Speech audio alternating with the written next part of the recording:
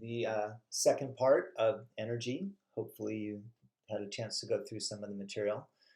This is material, by the way, that is on, I believe, homework 7. I'd have to double check the numbers, but I'll get the homework posted. All right, so where we where we had left off, is we were going through energy, and we talked about the first law. We talked about what energy is, different forms of energy. We've actually talked about the law of conservation of energy before. So most of that stuff was relatively review, but we also talked about where energy comes from. Bottom line is something causes turbines to turn, whether heating water or anything that can create a gas that's going to turn turbines, but there's other ways to do it, and we'll look at some of those ways as we go through more of these slides. The second law of thermodynamics, another way of saying the first law, the law of conservation of energy, is saying you can't win, you can only break even, right? You can never make more energy than what was already there. You can't create energy. You can't win, you can only break even. The second law says you can't even break even. And this is because there's no such thing as 100% efficient. Not all of the energy can be converted into work. Some energy is lost to the surroundings. So when we talk about thermodynamics, thermodynamics, there's two things in the universe, and this is important to remember for this. The universe is actually two things as far as we're concerned. There's the system that we're studying, plus the surroundings.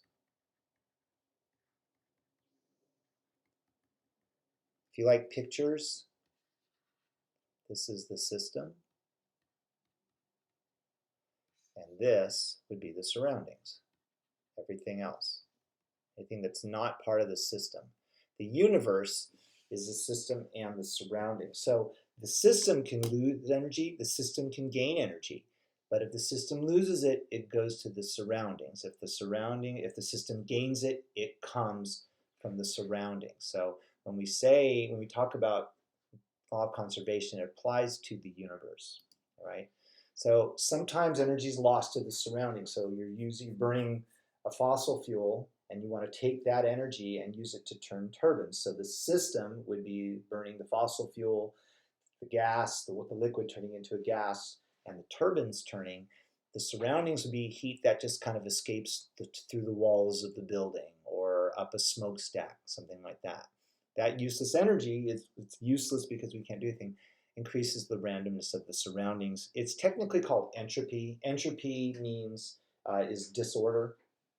That's one way of explaining it, that there's an increase in disorder. Another way of saying it is just the entropy is the energy that can't be used. It's the energy that's lost. A process happens spontaneously if the entropy of the universe increases. And you know this from experience. If you just take a stack of, say, marbles, hold some marbles in your hand or ball bearings or anything round, and when you let go of them, they become much more disorganized, right? They're started out nice, evenly stacked. When you let go, it does not restack itself spontaneously. So spontaneously means without other energy going into the system, right? You know, wherever you live, your home gets dirty all by itself. It doesn't get neat and clean all by itself. It takes energy to do that. So that spontaneous, the energetically favorable situation is to become more messy. So think about that if someone ever calls you a slob. Okay, you're locked into thermodynamics. Got to go to the next slide. I think I'm not on the slides. There we go. All right, so I just talked about this. So this means that our machines, our systems are never perfect. We're always going to lose some of the energy. So some of the energy that we burn, that from burning coal or burning another fossil fuel like natural gas, some of that is just not going to use to make electricity. So that means we have to assume that we're going to lose some. So we actually have, if let's say it's 40% efficient, that means we have to burn extra to get to what we want, right?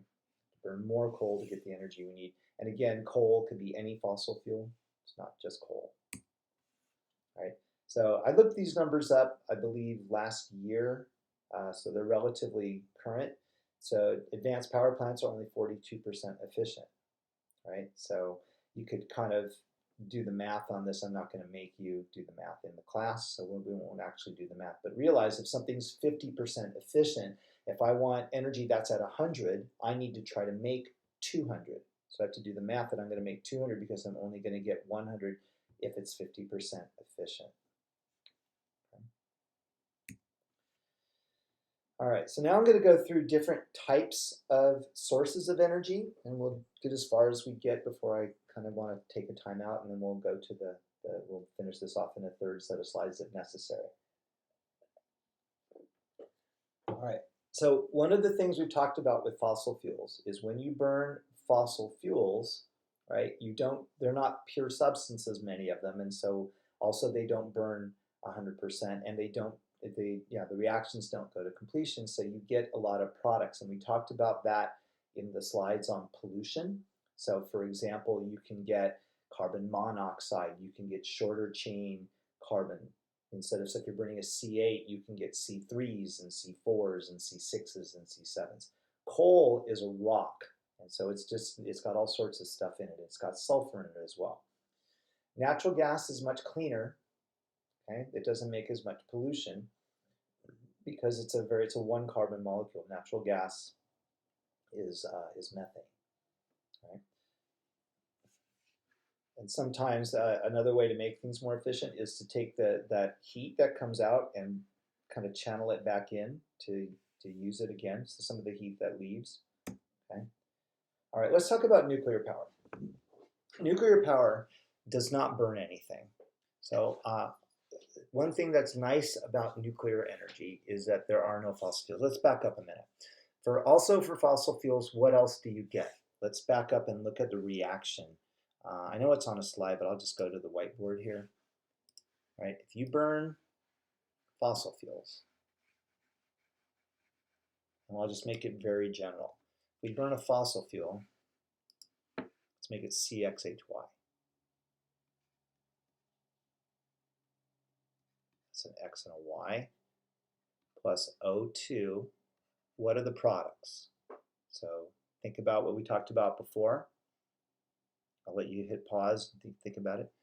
But the products are carbon dioxide and water vapor, and that's assuming that it burns completely. But let's assume it burns completely, and let's assume that there's no pollution from fossil fuels, which we know isn't true. But if we're going to, let's say, methane, right? Methane is CH4. And we know 2O2 gives us CO2 and 2 waters. Right? We've gone through balancing equations. Methane does burn pretty completely because it's a one carbon molecule. But what else is the downside of burning fossil fuels?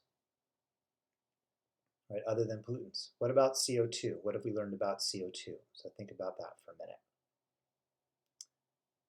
Very good. These are greenhouse gases, right? So this contributes to the greenhouse effect of global warming, and that's what all the hoopla is about in terms of climate change.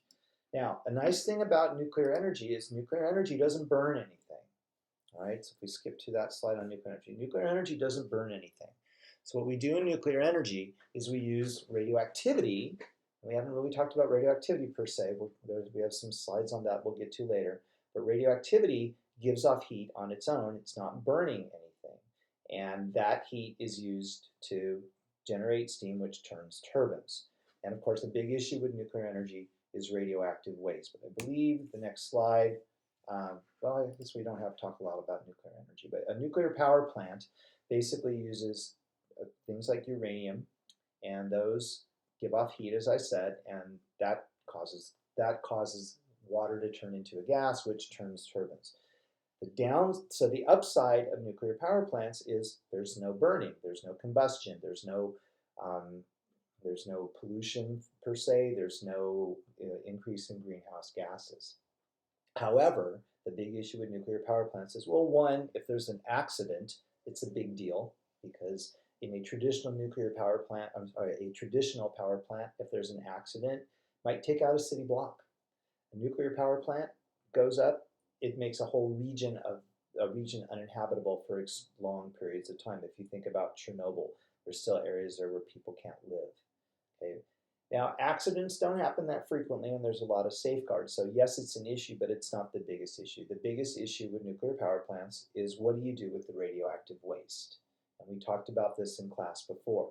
So that waste, when it's done, it's radioactive, but it's not radioactive enough to use for a power plant to generate that kind of energy, but it's still giving off ionizing radiation. And that has to be stored, and some of it can be radioactive for years, and that's a big deal, and it really is not being well addressed. And if we were actually in class, we could spend more time talking about it. But in general, nuclear power plants, when they were originally built, were not designed to hold a lot of waste on site. And yet what's happened is because waste disposal sites not being completed, a lot of waste is stored on site, and they were never really designed. And that waste gets warm, and so it has to be cooled, which means it has to have water run over it. Typically it's in a jacketed container, so the water's not necessarily touching it, but the water has to run over it, and it has to keep cool. So what happened at Fukushima, for example, is the earthquake did a lot of damage to the power plant, but a big thing it did was it knocked out the electricity to the plant. They couldn't keep water pumps running, and the radioactive waste actually is what caused a lot of the problems. In this country, there's a whole mountain called Yucca Mountain that scientists have said it's the best way to store nuclear waste. Again, there's no perfect way, but it's the best way. But there's all sorts of issues with getting the waste there. So nuclear power, just to summarize, the advantages, no greenhouse gas, not a lot of pollution. The disadvantages, what do you do with all of that waste? And it's a big deal. All right, I'm going to stop here for slideshow number 2.